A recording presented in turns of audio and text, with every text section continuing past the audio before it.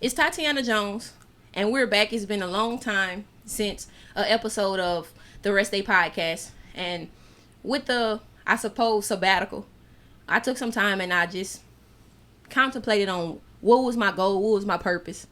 So today I come back with purpose. And so just these next episodes going to be about business owners, thriving businesses, people that I've seen in the community come up, just to let the viewers know, like, there is opportunity here in Plaquemine and our surrounding areas.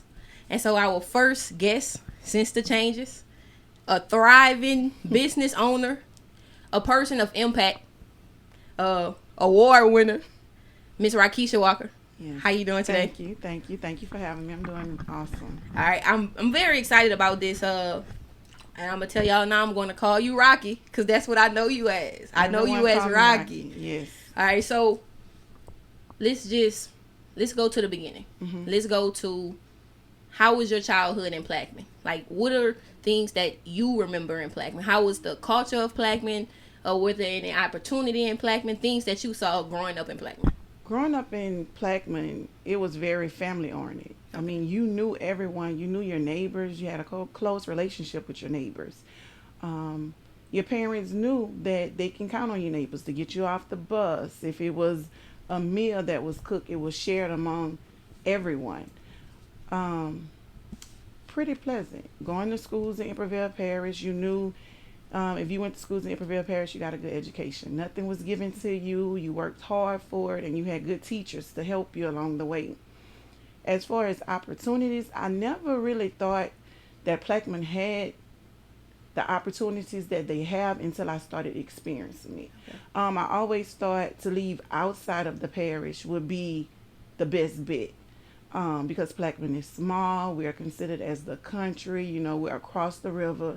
So when you think of thriving and wanting to do big things before your experience, you think you have to leave outside of Iberville Parish. Okay.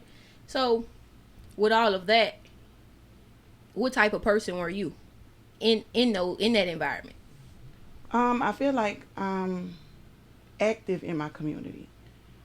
Everyone know me. They know me as Rocky. If they're older, if they're younger, T Rocky.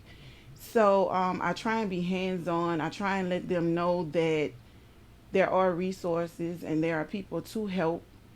I try and let everyone know that you are capable and yes, you can. So I really try and be hands-on in a positive way, not just with the youth, but with the parents in our community, the older community members. Did you always, like did you know that you would go into business? I didn't know I would go into business. I always knew I wanted to work with kids. Okay. From little bitty, I knew I wanted to be a teacher. Okay. I would have my sisters and brothers in the room. I used my mirror as the chalkboard. We used markers or lipstick, and we had school. So I always know I wanted to be a teacher. I always knew I wanted to work with smaller kids, and I always knew I wanted to have an impact on the youth. Okay. So, Bright Star. Mm-hmm. All right. Knowing you wanted to be a teacher, what was the process?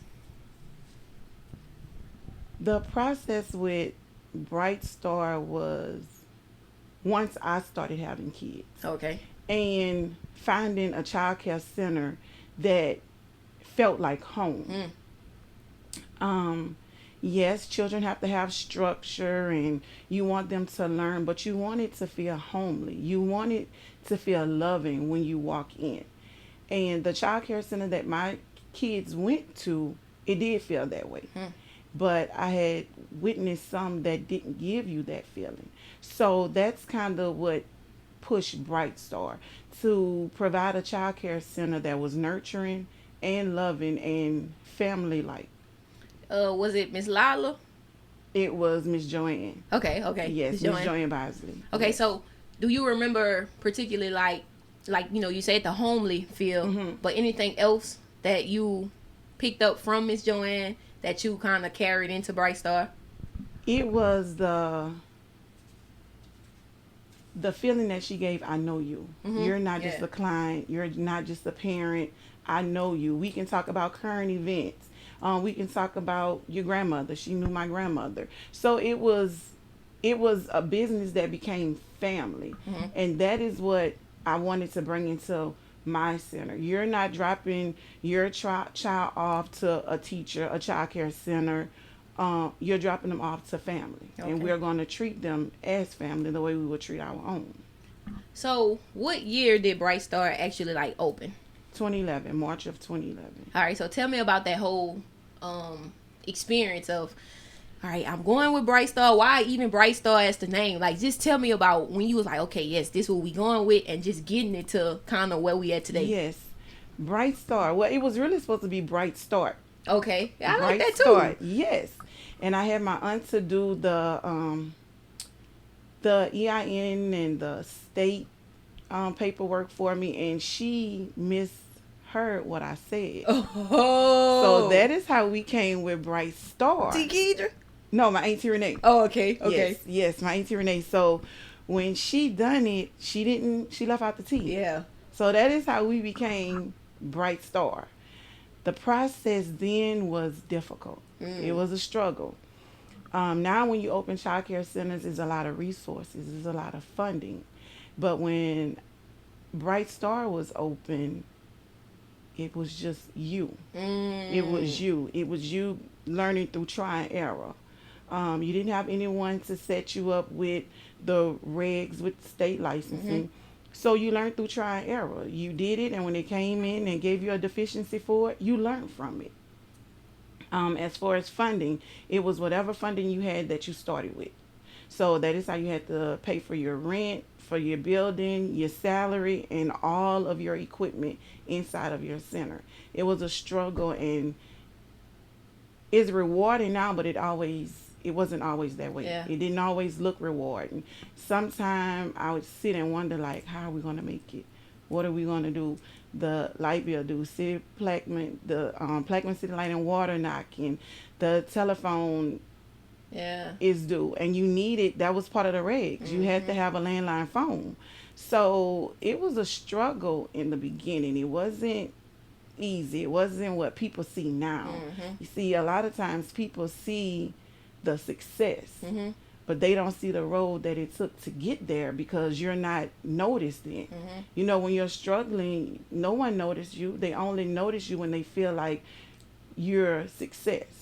You speaking to my heart. Yeah. You speaking to my heart. So, cause like as a young entrepreneur, business owner, like it's like frustrating sometimes because when you're going through those struggling, phases of growing a business, but you just in your mind, like this gonna work, it's gonna work. Yes. So speak to the, young entrepreneurs, young business people, even the old people that's in business in Plaquemine. Like speak to people that may be in those growing phases. Like what was your mind like? Like how did you keep a tunnel vision knowing that Bright Star gonna be Bright Star that it is today? Okay, to be transparent. In the beginning, I had a tunnel vision, but it was not correct because I didn't have God in it. See, I had a praying grandmother that when I called her and said, "Oh, Grandma, this not going right," and she prayed for me. So it was the prayers that my grandmother, the prayers that my parents prayed for me, and that's why I'm here now, because I wasn't doing it. So I would tell anyone that's going through, have your business plan. Stay focused. Stay motivated and keep God first. Yeah. You got to have God in everything that you do, because if you have an uneasy feeling about it, God is not telling you to do it. And that is the main thing. Keep God first. Have your plan and stay focused. It doesn't matter. In the process, you're going to lose a lot of friends, a lot of family members, because they're not going to believe in your vision, and they're going to think that you're crazy and it won't work, but it will. Long as you stay focused, stay grounded, and stay rooted in God. So, because I want to get into that, I'm so happy you brought God up, So, how has your relationship with God grown from not, like, knowing that your grandparents and your people praying for you, and you wasn't doing it for yourself? You just said you wasn't even doing it. So, how has that grown in the midst of your business growing too? Like, how has your relationship with him grown as well? it's grown. It's a level like you can't really explain it, but you can feel it. The maturity that I've experienced, the maturity that I've grown with my walk with God. I was so confused before. I was making poor decisions. I wasn't a good boss. I was not, because my foundation wasn't right. So I said things I wasn't supposed to say. I did things I wasn't supposed to do inside my center and outside of my center. But when I brought God into my life, everything now is I want to see like God. I want to hear like Him. I want to talk like Him. And most importantly, I want to love like Him. And when I put that into my mission statement inside my head, it's not my mission statement that's on paper, but it's the mental mission statement that I have. Everything I do, is this what God would want? Is this is what He would, even if it's a parent that's just being irate, a worker that's just causing chaos. What would, I don't dislike them. I dislike the way that the enemy is using them. Come on. But I don't dislike them. I'm going to still love on them and pray on them because I love everybody. I just don't love the action that you're doing. Yeah. And so that is what I use with everything. And sometimes people say, you're too easygoing, or you let too much. No. You got to think about what Jesus did for us, how He forgave us, how He didn't pass judgment on us. So therefore, when people do ugly things, when they say ugly things, that's what I have to keep grounded. And that is where I get my blessings from. You know, that's where they come from. People think they come from education and they come from material things, but that's where I get my blessings from. Treating others not only the way I would want to be treated, but the way God would treat you. Yes. Because I honestly, that's the missing piece. You know, like that's what completes everything. Like, it's biblical. Like, if you're doing everything as like you doing it unto God, that take care of everything. Yes. You know, and I really believe that even in business, like you really have to bring God everywhere with you. Every aspect of life. If you decide to give a raise, if you decide to expand your business, you know, and sometimes people always say, "Oh, is God talking to me?" I'm not going to say that I'm that in spiritually. I'm not saying I'm there yet, but if night after night I'm woke up with a thought, I know that's Him talking to me. Now, and that is how I move. When it's a thought that comes to mind, or I'm woken with something and I don't move on it, and it keep tugging at me because you're supposed to do it this way, you're supposed to do it this way, and it keep bothering me, that's when I know it's God speaking to me. And that's the only direction I'm going to go. That's the only direction I'm going to go. And sometimes it don't come instantly, and I be like, oh God, I need to know because this need to be done. But in His timing, it's going to be perfect every time. And just to piggyback off of that and off the subject, I wanted a better building. I wanted a better building. I wanted a bigger building. The building that I had, it had a leak. It didn't have a real playground. But in God's timing, see, if He would have gave me that big building right then, I wouldn't have been able to appreciate it like I can appreciate it now, because I didn't have to work for it. I didn't have to pray for it. It just was given so easily to me. But when I had to crawl in that small building, when I had to get my daddy to come and fix things that the landlord wouldn't fix in order for me to, now I'm able to appreciate a bigger, a better building, a big playground. I'm able to appreciate that now. But it was all in, He heard me praying for it, and He knew. Like some people say, if only God knew. He know He's God. Of course He know. So He knew what my heart desired, but He had to wait until my heart was ready for it, because other than that, I would have misused it and abused it. Yes. Oh, you done said a lot. Yes. Like, for real. Because I'm in that phase, that place where it's like, I'm waiting, you know? And then it's like, I'm waiting. Yes. Because the waiting, Yes, weight not easy. At It's all. not easy, and I'm like, I see everybody else doing it, and I'm not hating on what Mm-hmm. everybody else doing, but I'm hungry for what they're doing. When Yeah. I see people achieving and being successful, I'm hungry for it. Yeah. I want to be like them. I want that. So I seen success is going all around me, and I just was stuck right here, the oldest of six, and everyone was received their college degree before me, and I'm like, well, what's wrong with me? But if he would have gave it to me then, I wouldn't appreciate it like I appreciate it now. So it's just in his time, and we have to wait. Mm-hmm. Waiting is not easy. We don't want to pray for patience, but we have to wait. And in due time, when he see is the best time to give it to us, that's when we're going to have it, and we're going to get the most out of it then. When you say God knew that you wouldn't appreciate some things then how you appreciate it now, how do you like how do you know that, like what type of like Because I like knew the mind frame yeah. I was in then. See, winning early childhood leader of the year, if I would have won that before 2016, oh, I would have had the big head. Couldn't nobody tell me nothing because I'm leader of the year and Mm-hmm. my center is the best. But winning it in 2014 is humbling. I told my mama the other day, I was like, since I've won that award, I'm more humble. Mm-hmm. I'm more mindful. Had an opportunity to do a training, and I was like, I gotta make sure I go in presentable, a certain type of way. I want to be on the level that the people that I'm presenting to is Mm-hmm. on.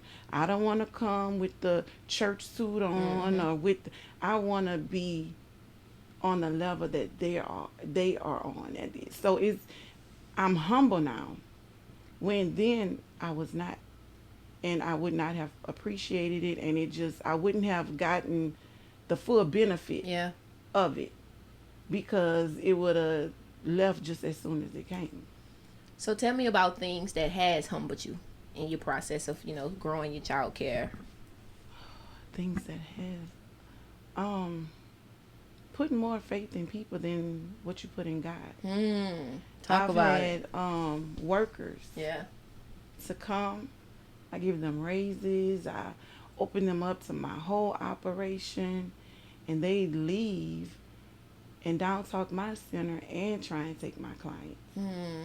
I've had family members um, that just tried to destroy my business, and that humbled me because it made me aware that anything is possible with anybody, Mm-hmm. and that you always stay in your place, stay in your lane, and guard everything that God gave you. All your precious jewels, you guard them with the best of your ability. And those were some of my most humbling because when I thought this coworker was my friend, and when I thought this family member would never do this to me, it was shown that they could. You're not above the norm. Mm-hmm. What make your center any better than anyone else? Right. What make your relationship with people any better than the relationship that they have with the person next to you? So that is what humbled me more than anything, that knowing just because you think you know, you don't. Mm-hmm. So always stay in your place and stay in your lane, and that way everything will flow the way it's supposed to flow, and you won't have those heartbreaking Mm-hmm. experiences. Yes. All right. So moving into like just the type of business person you are. Mm-hmm. So we everything on Instagram, social media is like routine. Mm-hmm. Getting up early, reading books, working out, things like that. So, what about your routine? Like how do you stay pumping, you know? Oh, that's a good one because every day is different. Yeah. I have 4 kids of my own, different ages from 22 to 8. That's the experience. Mm. A new wife. Yeah. That's something never had to deal with before. And then when I leave home and come into my center with 33 different little personalities and 6 different adult personalities, You have to get the best routine you can and stick to it. Mm-hmm. Even at home, the best routine you can and stick to it. And even when you sway away from it, remember, I have to go back. Yeah. Reset your mind, reset your actions, and go back to it. As far as inside of my center, the routine stay grounded because it's documentation. Mm-hmm. Documentation beats conversation. So let's keep it black and white. I like that. And that's the only way you can do it. Let's keep it black and white. If these are the policies, this the lay policy, this the sick policy, request time off, this is our schedule. It's black and white. This is the curriculum you're supposed to be doing. So that is the best way I can describe it, Mm-hmm. but still knowing it doesn't always go Right. that way. But that's how I try my best to keep the routine in the place. Okay. So I see a lot of people talk about like competition in business. And I'm the type of person, like, I think like in business, if I want people to keep coming to my business, like I have to pay attention to what other businesses are doing to offer different things. Yes. Yes. So in childcare, like, how do you keep people enrolling their kids into Bright Star?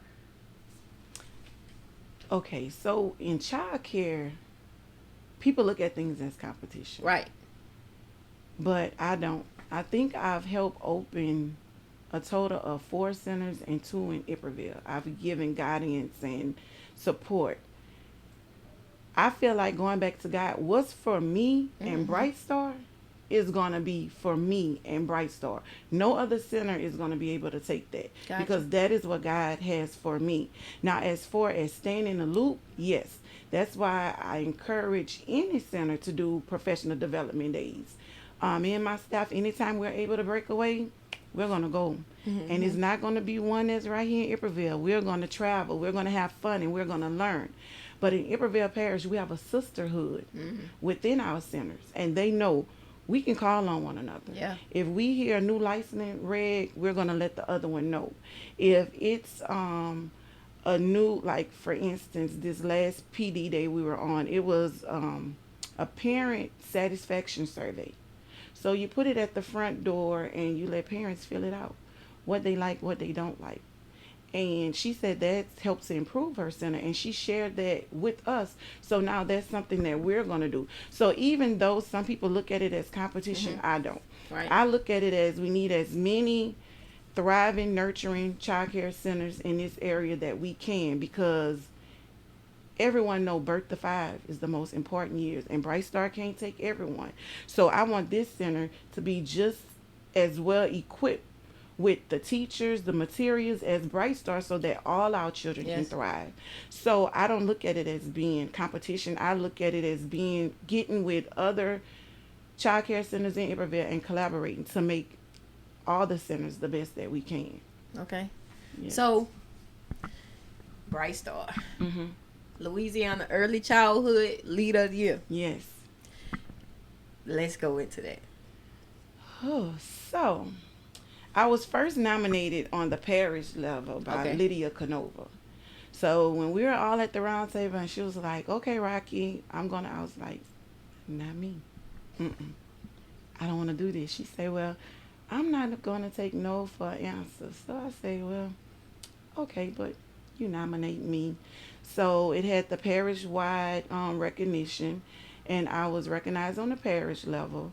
So then I get a packet, this 15, 20-page packet that I had to fill out for the state level.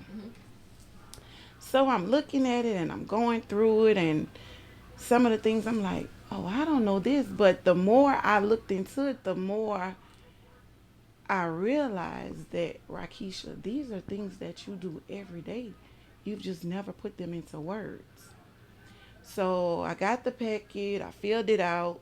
I had to get my parents to write letters of recommendation. So everyone in my center was involved. So I submitted that, and I didn't think anything of it. Well, March, I became top five, the finalists of the whole state. So at first, I was like, no, not me. So then when I became a finalist, I was like, well, maybe. Mm-hmm. So it was interview after interview. They wanted to hear about your community service. They want to hear about how you treat your staff, um, your educational background. How would you handle different things? And most important, your compassion Mm-hmm. to the children in your center. So I did all of that. And July 27th, they had the gala in New Orleans where they would announce the winner. And so I'm sitting there and I'm like, I wonder if they're going to call my name. I wonder if they're going to call my name. And when they called my name, I was like, I know they didn't just call my name. So I was wanting it, but then when it happened, I was like, I know they really didn't call my name. So they called my name. All my family is there.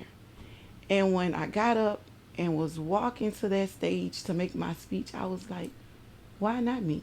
So I Mm-hmm. went from not me to maybe to why not me? Mm-hmm. What other person would fit this position better than me? So that whole process gave me confidence that I never had before. It opened up a new set of lens of what Rockeisha Walker and Bright Star really is and what we really do. So that whole process again was humbling but rewarding Yes. because I was able to take my actions and put into words and take those words and express to the judges at the state level, and out of all the parishes, all the applications, they Mm-hmm. chose me. Yeah. Yes. So rewarding. Mm-hmm. I'm still on cloud nine. Yeah. Can't really believe it. But yes, that was my start to finish Mm-hmm. process of how it came about. So with that, how do you be every day, like to the kids and also to your staff, the best like co-worker, the best teacher? You know what I'm saying? Like, how do you show up every day as, you know, that person, like the like Yes. just knowing that you Yes. won the award and things like that. I'm still me. Mm-hmm. I'm still Rocky. I'm still T Rocky. Nothing changed. Still me. When I get there, I sit in my car for about 20 minutes because our center is open for floor plan.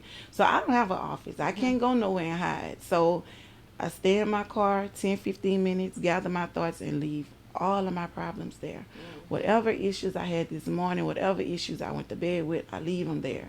And when I walk through that door, I walk through that door me, Mm-hmm. giving it my best. And when I open that door and walk in, the teachers, oh y'all don't start that because Rocky here. They're excited. Mm-hmm. They want to see me. Everybody running to me, giving me a hug. Hey T Rocky, hey T Rocky, and that is what I did to get there.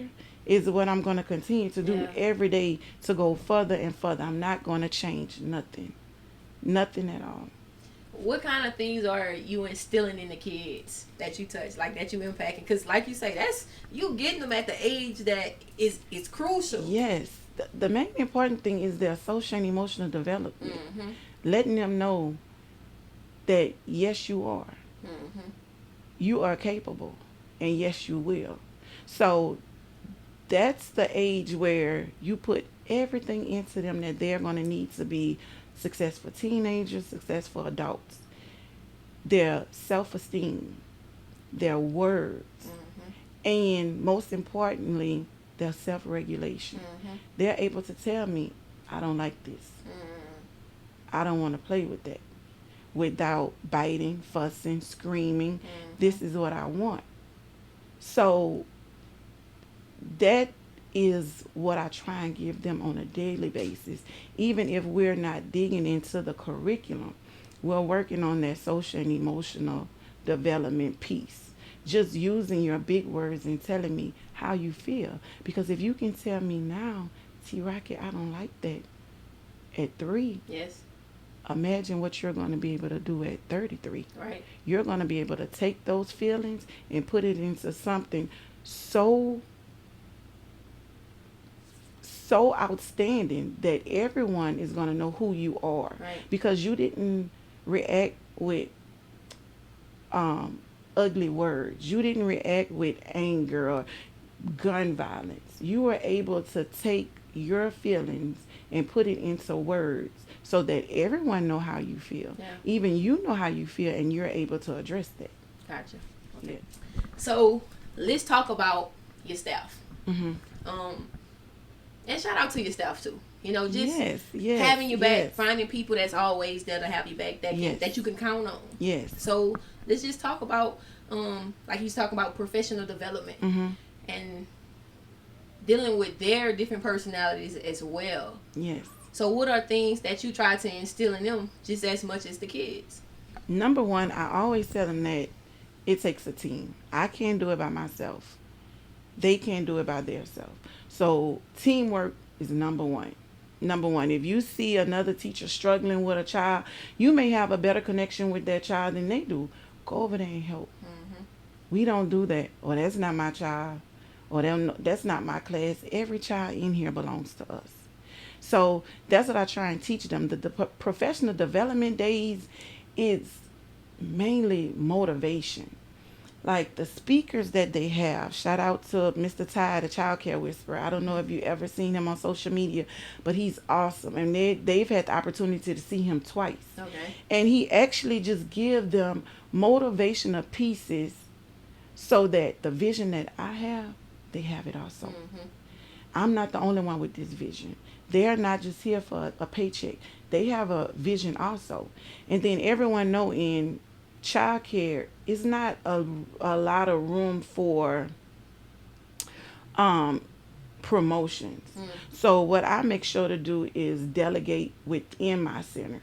So everyone in my center is going to have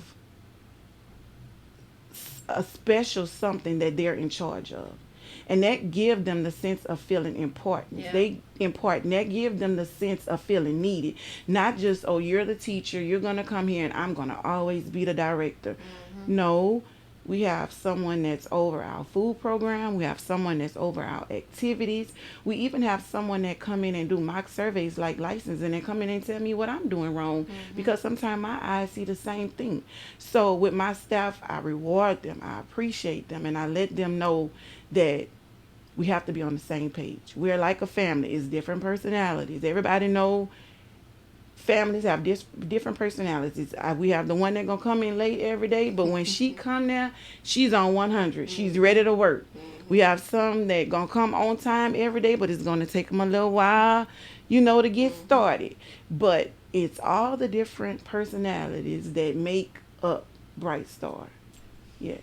You just graduated the class. Mm-hmm. Tell me about that class. Like that group of kids. I know you had a few, like Dude and everybody. Curtis, Yes. Tell me about that That class. group was the group that started from the 6-week period. We started taking kids at 6 weeks. That was that group. So we were able to instill from 6 weeks to 3 years old. Mm-hmm. So that was the group that we actually were able to see the levels of improvement, how they are on a scale so much higher than other kids. Every parent that went for the testing, the pre-K, they was like, they know so much. We even had one, she was up on her math. Come on. 3 years old, pre-K 3. They was like her math skills. We haven't seen it before. So that was the group that was our babies.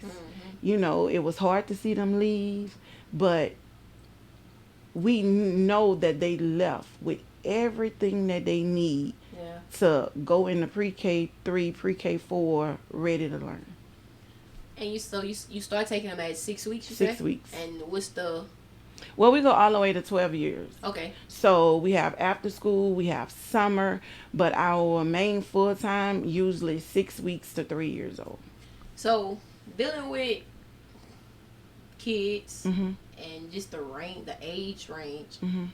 how are you able to still be able to like go home and deal with your own kids?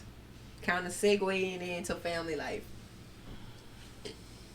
And you have some unique kids, Yes. by the way. Yes. um, I never turn off. Mm-hmm.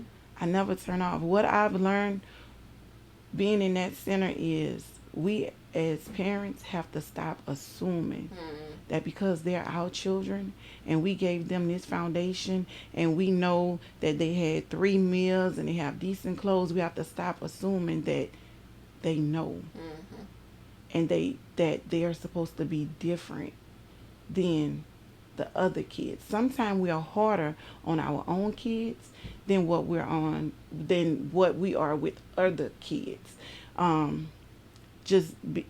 personal aspect, like my daughter has dyslexia. So I always thought she was being lazy. So homework time, you know how to do this, do this. If you can do those TikToks, you can do this. Well, when I found out she had dyslexia, I felt so bad. I just beat myself up every day because I was saying a child in my center, I catch this. Right. I see it. I know that they're on the spectrum. I'm able to tell mom and dad, look, I see little bitty things. How about we try this and how about we do that? And so many parents have came to me and said thank you because I didn't see it. So what I've learned with my own kids is I have to bring that center mind frame home. Because if I would have had that center mind frame at home, I would have noticed that my daughter had a learning disability way before someone else had to tell me. So it's difficult because we don't know at the center if the child ate last night. So when they ask for seconds, we give it to them. It's not, oh, you had it already. Whereas at home, I fed you already. You're not getting no more. So I have to keep it going. I have to keep it flowing. And the more I do it, the more often I do it, it just become routine. Yeah. It just become routine. So sometimes it's hard to balance, but I tried my best. Yeah. Yes. And you talked about newly married. Yes.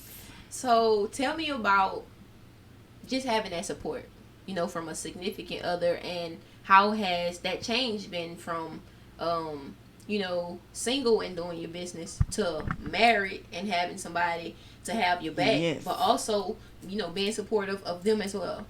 In the beginning, it was difficult because they're mama babies,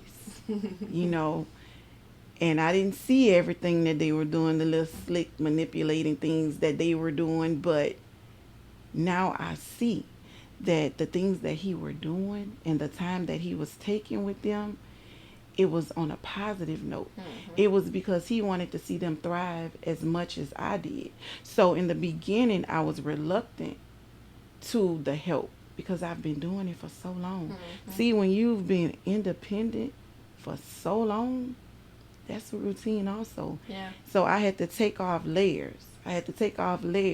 Because I didn't have to be the man and the woman of the house no more. So I had to let some things go that was difficult, but I knew it was necessary for my marriage to work and for my children to respect him just as much as they respect me. Right. And now everyone is on one accord and everyone know, look, this is mama, but you're going to listen to what he says because he has your best interest in mind also. So it was different for everybody in the beginning. It was a big change, but now they play football together. We travel, do basketball together. He sit and help them with their homework. So the marriage life, I just didn't have to get used to it. My kids did too because it was us for so long. But when a person come in wholeheartedly and you know that change is not bad. Just because he do it this way and I do it another way, that doesn't mean his way is wrong. Right. And vice versa with his kids. So you may do homework a different way than I do it. But I can tell you, hey, if you cut these flashcards out and if you put them at the top of the vocabulary words, it worked better. So what we do is whatever worked good for you, I might add a little something to it, and what works best for me, you may add a little something to it. But that's the way we do it now. It was tough at first. Yes. So, what's next? What's next? I'm honestly looking into getting into um I want to do more coaching. Oh, Coaching other directors. I recently helped a friend open a center and it was so rewarding. I loved it. So I think I want to not leave my center, but leave my center, get out of mm-hmm. the center box a little bit and venture off into coaching and training other directors and helping other centers that's struggling come into compliance, and teachers that may not be scoring as high as they should, give them the coaching that they need to bring their scores up where it should be. Like I said before, I want all centers to thrive and all centers to do well. Yes. Yes. So you was talking about getting into coaching and Yes. expanding. So let's just go back to Yes. Just getting coaching other directors. I'm in this program now called LEADLA. Is Louisiana um, Early Academy. So what it does, it trains directors. It gives you a new mindset on how to run your business, not just money wise, but value wise. So that's what I'm looking into, just going into other centers, coaching directors, coaching different teachers and things like that, so that all centers can be proficient, so that we can all reach that proficient goal. All right, so just to let Yes. the audience know, her daughter is standing behind the camera, and she was just saying about, they're at the age, well, what you do is not cool. So shout out to little one right there. Hello. So, I think that's amazing. So how do you know that you're ready for that? I'm not 100% ready. I'm getting ready. I'm getting ready. That's the best way I can put it. I'm getting ready because when I done it, it made me feel so good. Yeah. And I know that I have a certain part of me that I give to the children. Yeah. And they appreciate it.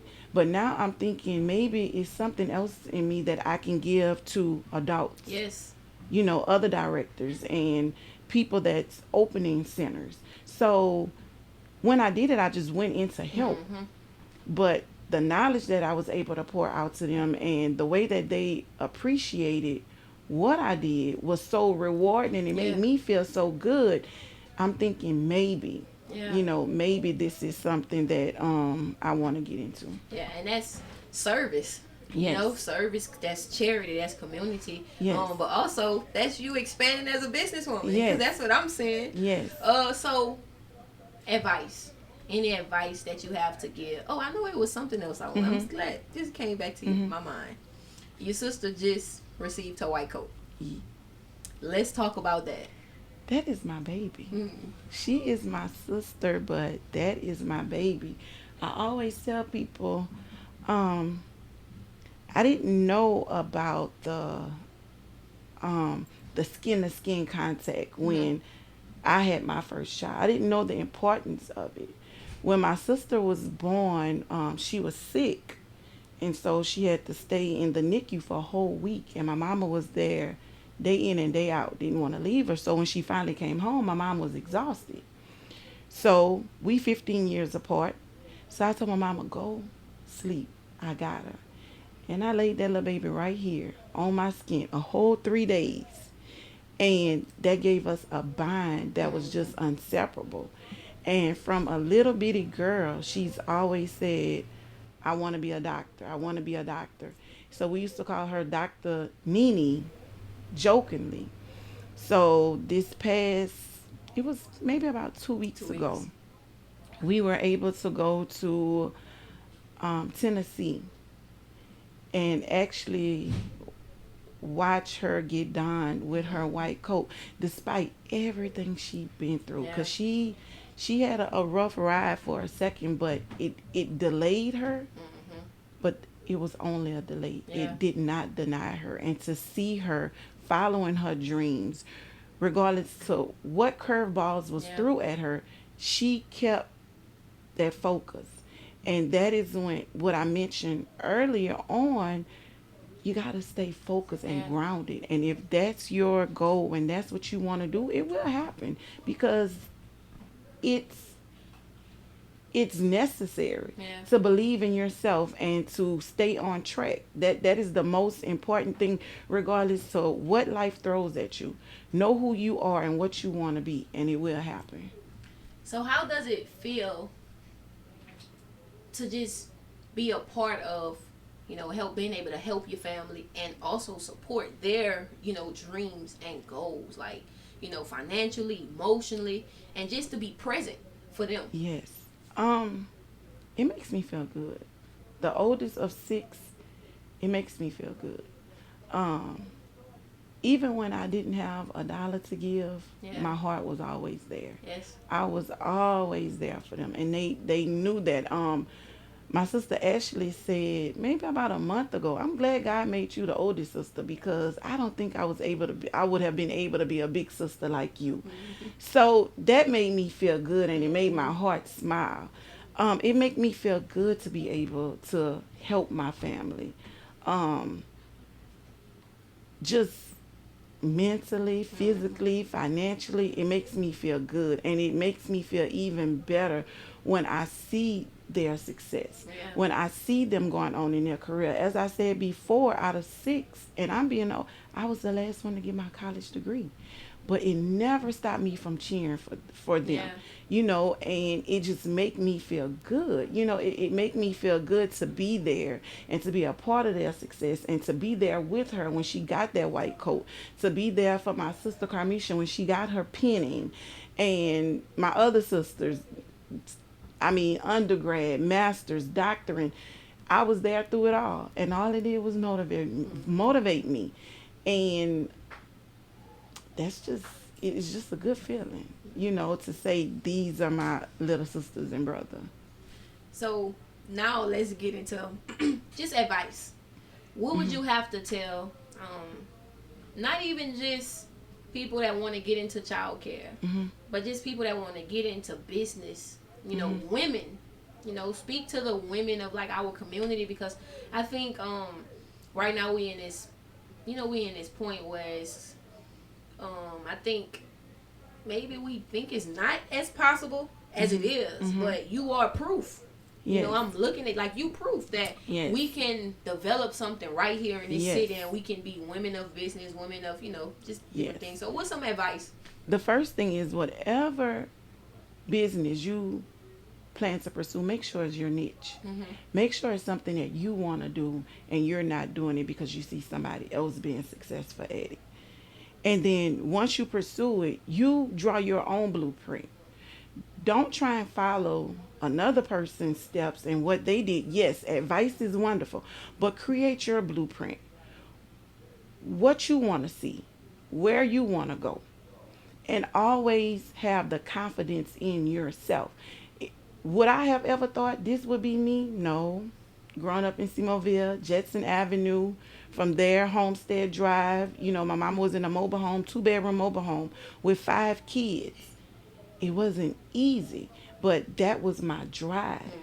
Mm-hmm. You got to have a niche for it. You got to stay grounded and you got to have a drive. And don't think because you're a young black female, it's not possible. Mm-hmm. It is possible. You set your mind to it. And once you do that, don't let nothing or nobody distract you from that goal. Nobody.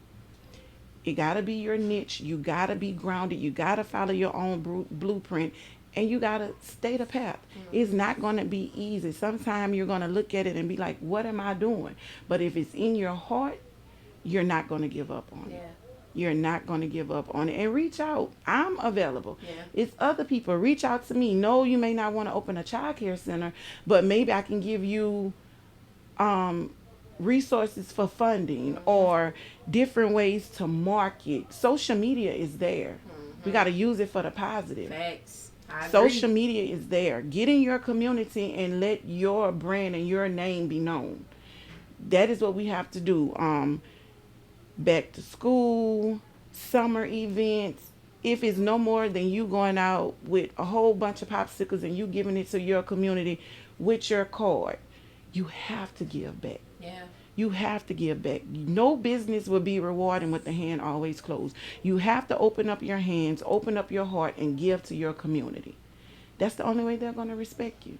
That's the only way that they will see into your success and sow into your business, when they know that you're doing it for the whole and not just the benefit of yourself. Yeah.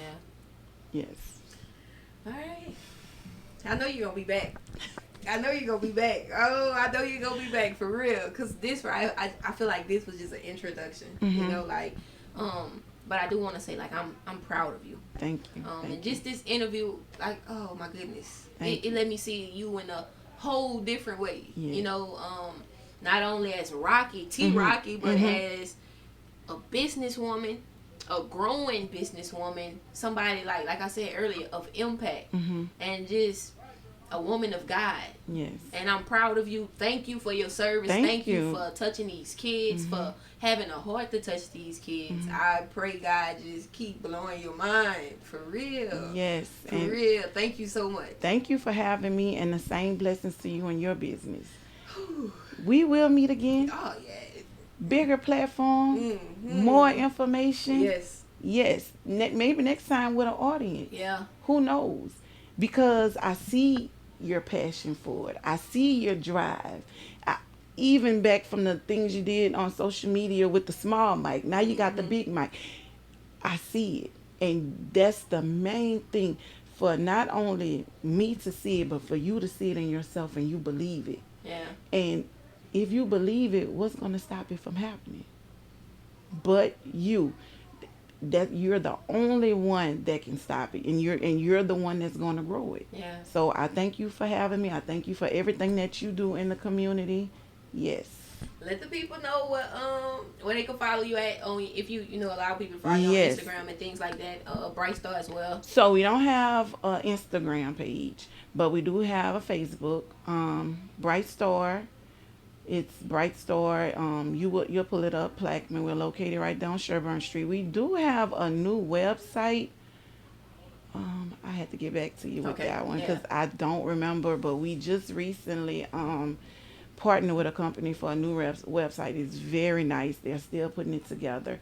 But Facebook is where you can find me. On my own personal Facebook page, I answer the inbox all the time. Rockeisha Walker. You can go inbox me there if you have any questions. Our center, you can call us at the center, 225-238-2139. We available and we're here. Okay, Yes. there you have it.